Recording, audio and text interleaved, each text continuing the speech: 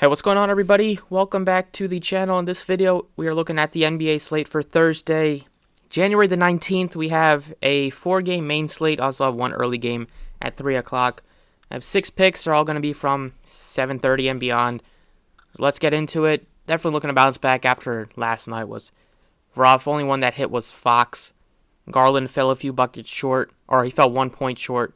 It was Ja Morant fell a few buckets short, McCollum fell a few buckets short, and Allen fell like 3 rebounds and assists short, I believe.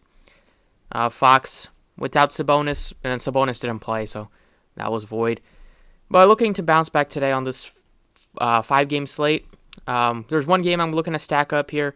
It's kind of the West Coast game, Philly and Portland, just because both teams are playing well. At least Lillard's playing really well, and expect him to carry the Blazers at least to a close game today. And the Sixers are playing really well, 3-0 in this West Coast road trip, and Harden coming off a tough game, but Embiid's just been balling out. Wanted to point out that I am doing a 7-day challenge on Twitter, so 7 days, starting with $100. You can start with however much you want. This was yesterday, so we hit that, so it's on to day 2 today. Just wanted to point it out if you guys want to take part in it. All right, first prop we're looking at today is taking James Harden's over points, rebounds, and assists. It's at 36.5. Pretty low, I'd say. He was a lot of people were voting for him for the taco last game. He let a lot of people down. Only just had 18 PRA against the Clippers, but before that, he's just been on a tear. Sixers playing really, really well right now. Expect him to bounce back against Portland. If you go back even further from the 10th, he gave you a big triple-double against Detroit on the 8th, 20-11 and 11. So that was be 42 PRA.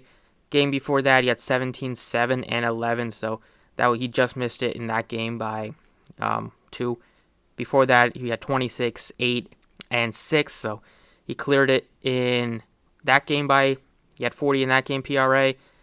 And then game before that, he made it by just a half with 37 against the Pelicans. It's been a pretty good run for him. Just looking at his last 1, 2, 3, 4, 5, 6, 7, 8. His last 9 games. If you're telling me it's he's 7-9, heading at least 36.5 PRA or 37.5 PRA. It's a spot where I'll take it. So taking the over on him. If you also look at his games against Portland, he's done well against them. Hasn't faced them in a while since he was with the Brooklyn Nets.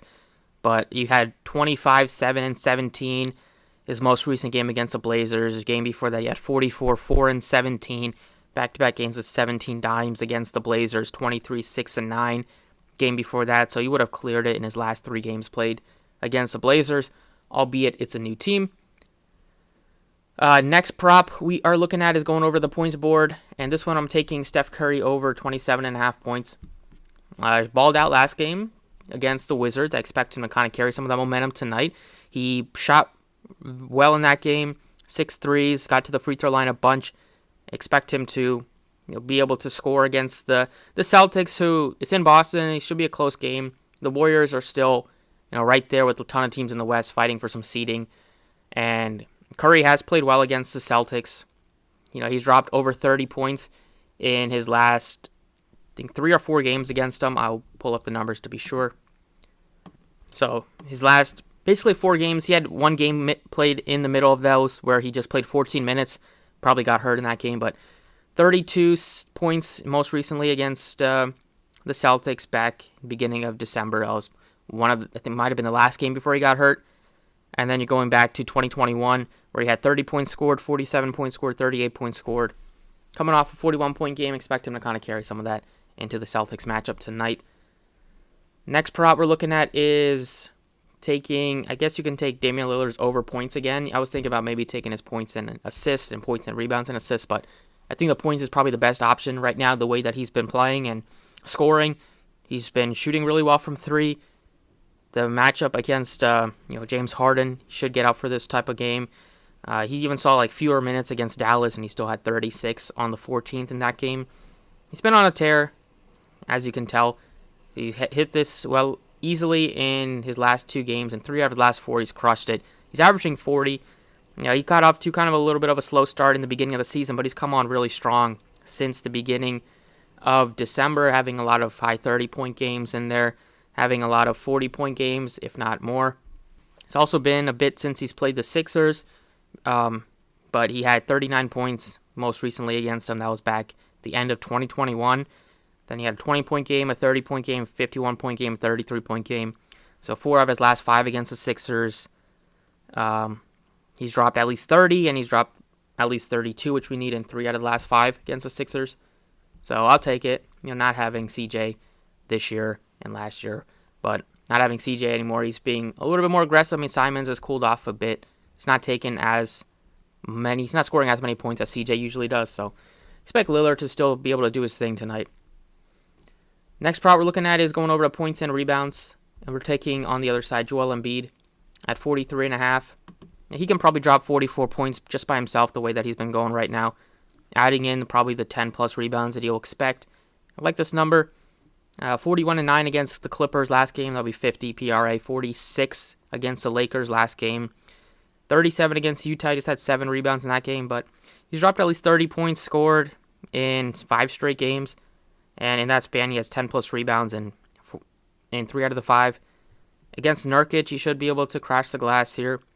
And both guys should kind of battle for some rebounds down low. Embiid I guess he's quietly making the case for at least to get into his name involved in the MVP voting. The Sixers are rolling. If they continue winning games, especially in the second half, I think he'll definitely be in the mix. Last game against the Blazers, once again, these teams haven't played in a while, but back at the end of 2021, he gave you 35 and 9 in that game, so just cleared it by 1 rebound or 1 point.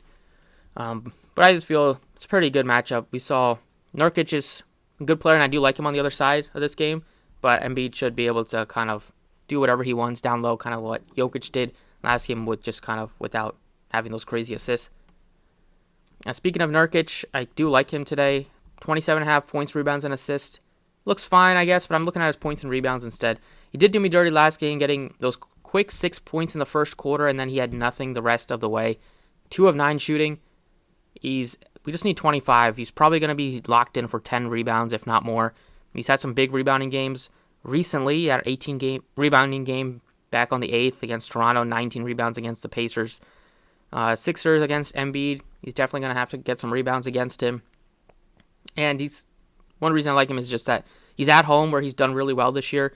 He's averaging 4 more points at home, 16 compared to just 12.5. On the road, he's averaging 16.6 at home, 12.5 on the road, and he's averaging about 0.6 more rebounds at home, going along with some few other better stats there, but we're just looking at the points and rebounds. So I think he'll be able to get close to this number. Only thing that could concern you is foul trouble, but it's low enough that I'm looking at take his 24.5. He can drop 20 points scored, if he's having a good day. And then the final prop we're looking at is going over to rebounds.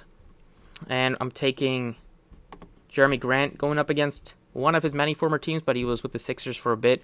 Taking his over 4 rebounds because it's pretty low.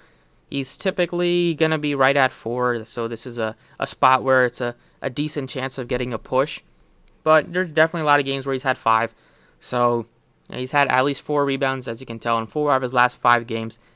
Then he had 5 rebounds before that against Toronto, 4 rebounds against the Pacers, 5 against the Timberwolves. So go back to 7 of his last 8 games, he's given you at least 4 rebounds. And if you look back to, go back further, 5 more games, he's hit this he's given you at least 4 rebounds in 12 of his last 15 games.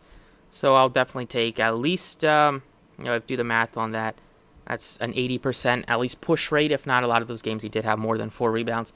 So I'm liking that today against the Sixers. It should be, honestly, one of my favorite games to target today. So that's what I got. Hopefully we can bounce back and you can mix and match these or run it. I would probably run it as 6-man and then do some mix and matching. But you guys do whatever you want. Thank you for watching. Best of luck.